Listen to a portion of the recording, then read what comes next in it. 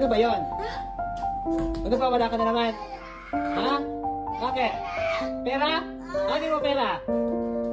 Matalo ka lang masusugan? Ha? Ano ba? Hoy! Huwag mo basagin yan! Ano ba kailangan mo ng pera? Huwag mo basagin yan, ha? Oo. Ba't kailangan mo ng pera? Ba't kailangan mo ng pera? Huwag mo kalamin yan. Ba't kailangan mo ng pera? Ba? Ano ginagawa ba sa pera? Aba? Hoy, ikaw ha? Napaka-addict mo sa pera, Grace ha? Ano ginagawa mo sa pera ha? Ano ginagawa mo sa pera? Ano ginagawa mo sa pera? Ano? Ay! Ano ginagawa mo sa pera? Ano ginagawa mo sa pera?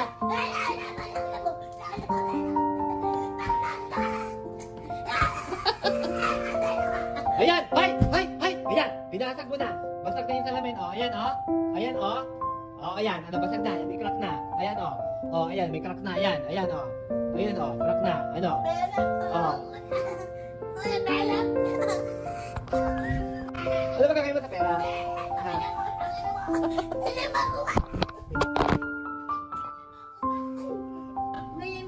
Anong white? White t-shirt. White t-shirt? Diyos ko! Ang babaw ng kaligayahan mo, tigis white t-shirt lang. Hindi ka nahingin ng pera. Hindi na, Ayaw ko dito. Ay, hi TikTok. Ayaw ko Hi dito. TikTok. Ayaw mo TikTok? Ayaw mo? Ayaw ko TikTok. Ayan, ganyan po si Ate Grace pag Ayaw katapos. TikTok. Kasi ang gusto po niya, pera. Yan po. Kasi po, ang mundo niya umiikot sa pera. Kung kailangan mo ng pera? Tandaan. Alam niyo po ba, sa isang araw, mahigit nakaka 200 pesos po sa. Lumaking ka, bakla. Lumaking ka. Yan, sa isang araw po nakaka 200. Ay! Abagsak! Huwag ka magpula! Ba't yan? Diba? Yan po. Ganyan po si Ate Grace, magkatanto. Ang hirap po siyang, kailangan pa ng pera. Ayan po, sinisita po ako. So, napakahirap po talagang mag-alaga ng katulad ni Ate Grace. Pag pasensya. Ayan po. Ay. Ito na. Ito na pera. Yan. Ay! Bagay tayo.